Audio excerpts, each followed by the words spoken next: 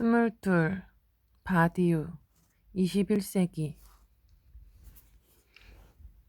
21세기는 20세기보다 좋은 세상일까? 알랭 바디우 편견 21세기 세상은 나아지고 있다. 달력에서 베개 자리 숫자가 달라진 지도 10수년이 지났다. 그러나 새로운 세기에 신인류가 열릴 것 같은 기대는 차차 초조해지고 있다. 과연 사회는 우리가 상상했던 대로 나아지고 있을까? 과거보다 오늘날을 과연 좋은 사회라 증빙할 수 있을까?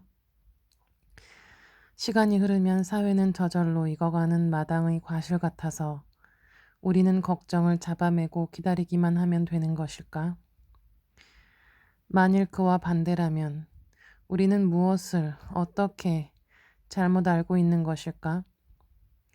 SF 영화 같은 아름다운 세상은 언제쯤 다가오는 것일까? 그런 세상이 가능하기는 하며 우리는 그것을 바라기는 하고 있는가?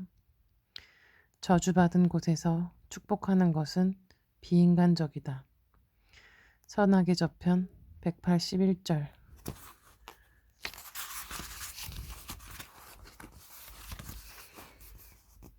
1. 21세기를 알리는 서막을 나는 또렷하게 기억한다. 정확히 2000년 1월 1일 자정에 경기도 시흥의 한 이름 없는 산 맷부리에서 나는 개구리복을 입고 멀리 서울의 빛들을 구슬피 쪼아보며 K2 소총을 허리춤에 바짝 붙이고는 허수아비처럼 빳빳하게 서 있었다. 그곳에서 나는 오지 않을 적을 상상하기보다 가고 싶은 저 먼 곳에 빠져들곤 했다. 겨울바람은 서늘했으나 전망만은 황홀했다. 여의도의 불빛이 장대비처럼 무참히 들어왔고 도시 복판에 뭉쳐있는 사람들의 환호까지 어슴풀에 들려왔다. 나는 군대의 무료한 시간을 아득한 저 도시의 환상으로 녹여내는 불성실한 보초병이었다.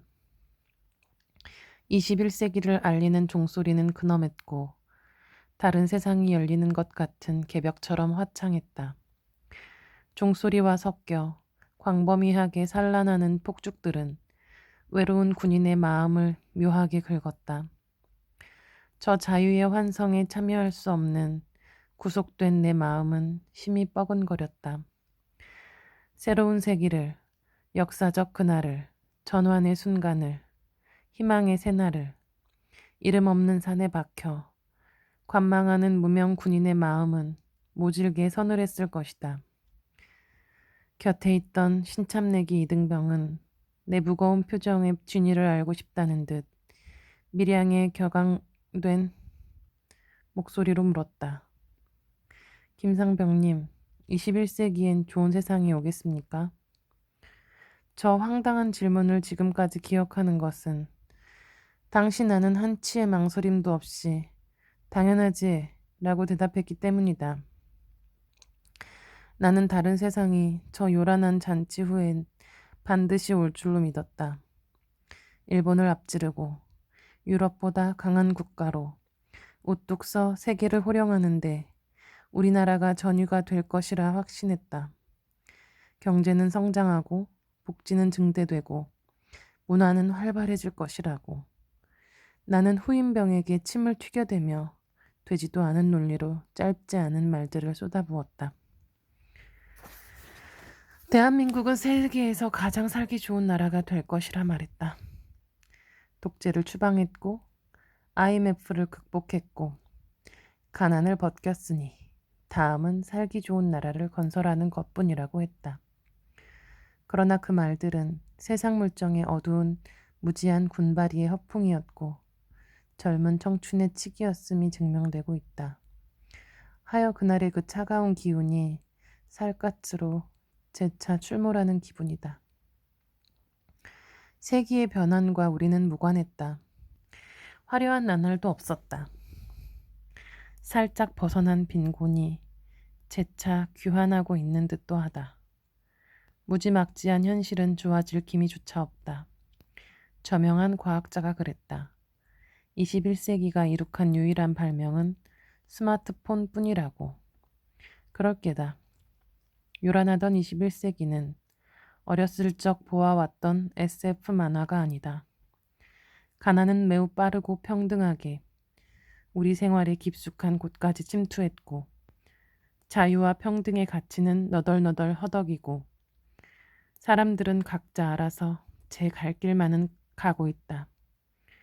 영국의 사상가 에릭 홉스봄은 20세기를 1914에서 1945년의 파국의 시대, 1945년 7월에서 1973년의 황금 시대, 1973년에서 1991년의 산사태 내지 위기의 시대로 나눴다. 77년 가운데 50년 정도가 전쟁과 혁명과 위기로 점철된 파국의 시기인 셈이다.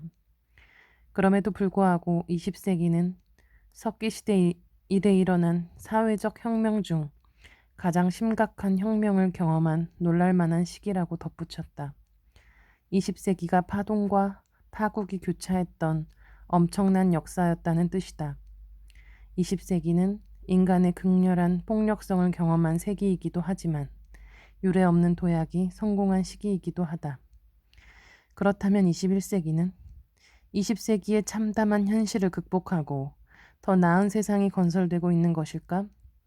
조심스럽긴 해도 21세기가 20세기보다 좋다고 간판하기란 쉽지 않다. 민주주의가 발달하고 기근이 해결되었다는 시각도 사실 전 세계 몇몇 국가일 뿐이다.